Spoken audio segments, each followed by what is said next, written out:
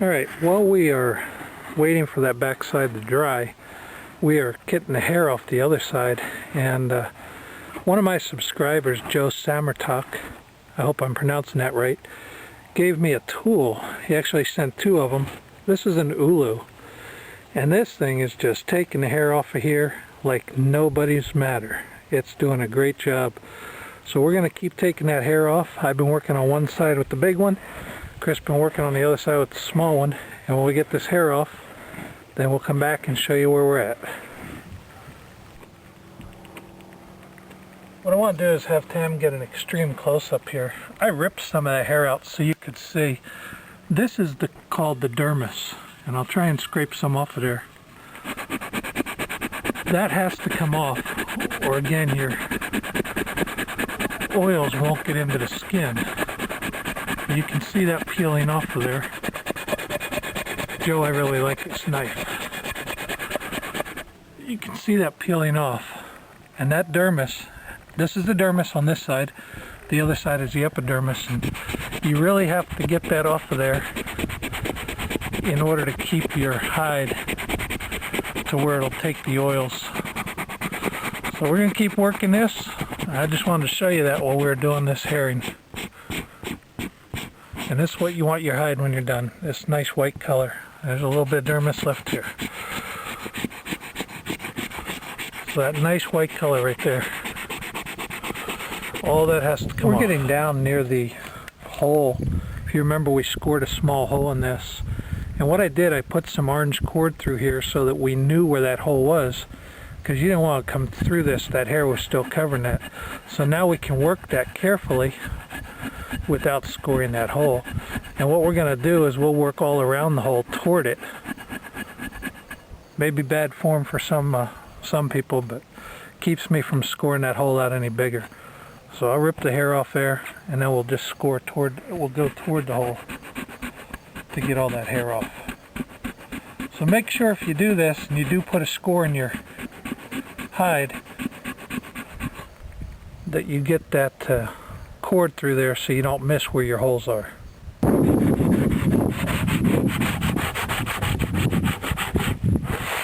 Alright, what I've done, this is day 2, and we let this hide dry overnight. You can see it's nice, it's hard, everything is straight and solid, and this is the side that the epidermis was on before, the flesh side, where we took the meat off of. And what I'm doing is, this is another scraper I have, very, very sharp one.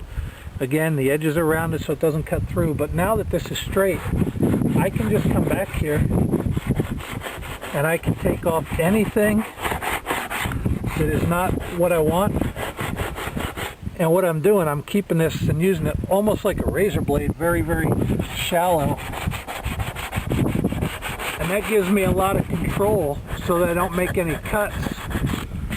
I want to be careful I don't make a cut on this, because with this thing being dry, if I make a cut right now, it's just going to rip right through the whole hide and destroy it. So this is called dry scraping, and I can combine wet and dry scraping. We're going to do away with that, but you can see how that takes that material off of there.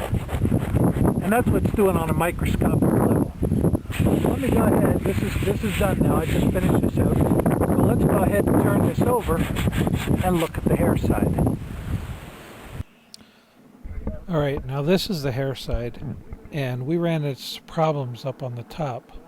So after I'm done scraping, I can go back and I can dry scrape anything that's left. You can see how that just takes that hair off, and again, it's almost like a razor blade.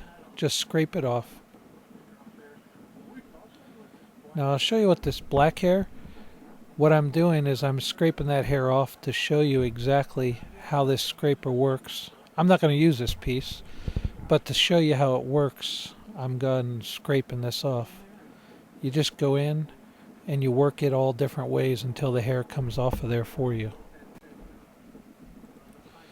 Alright, the next step now that we're going to do is we're going to cut out the hide. We'll cut it about 1 inch from the edge or so, and we'll cut all the way around the hide.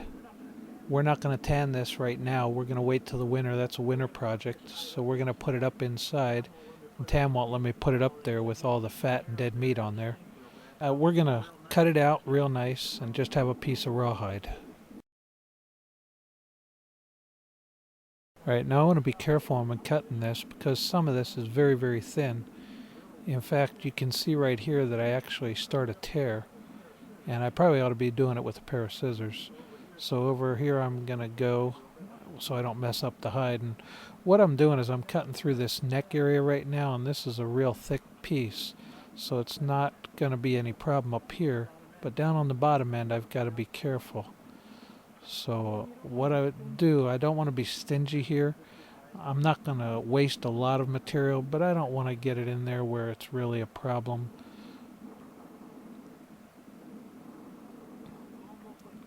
This is almost like parchment paper here, so I'm being really careful where I cut. And it cuts pretty easily.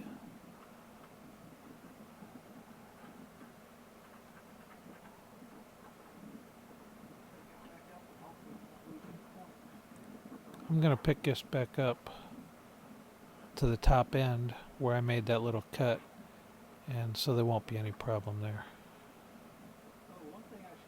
One thing I need to tell you, we're cutting on the hair side here, and the reason for that is because if I cut on the flesh side, I may end up cutting too thick and having a bunch of hair on there. So I'm just going to cut it here on the hair side where I can see what I'm doing.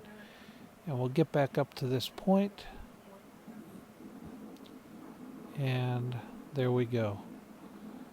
We've got our finished piece, and right now this is rawhide.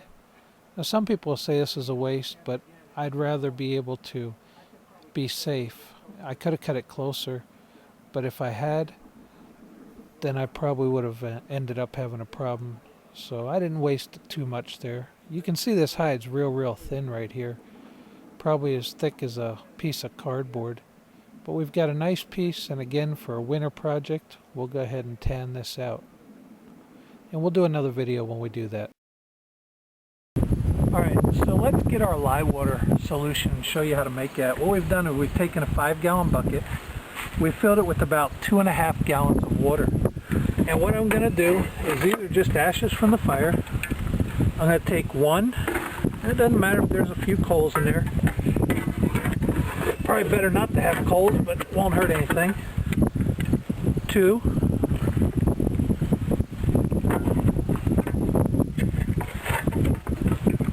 And a half shovels full of that water. Then I'm just going to stir that up until it makes a solution. And that's what my skin's going to go in. Now you don't want to really mess with this, play with this, because you could get burned. This is lye water and it will cause lye. You need to change this water about every 2nd to 3rd day for a week or so. I leave it in there, and you can skim that junk off top if you want to. Just go back here and skim some of that. Some coals was in there, that's okay. Just skim that off the top. And there you go. We're left with our lye water. And you go ahead and put your hide in there, and that will soften the hide up. It will help to be able to pull the hair out easily, and it will get your hide ready to go. Well, this is David Wendell with Bushcraft on Fire. We're pleased to have you with us for another video. Hope that this video on preparing and processing a hide for tanning has helped you out. And again, we'll get to the second part of this sometime during the winter when there's nothing else to do. So this is David Wendell with Bushcraft on Fire, hoping that you have a great day.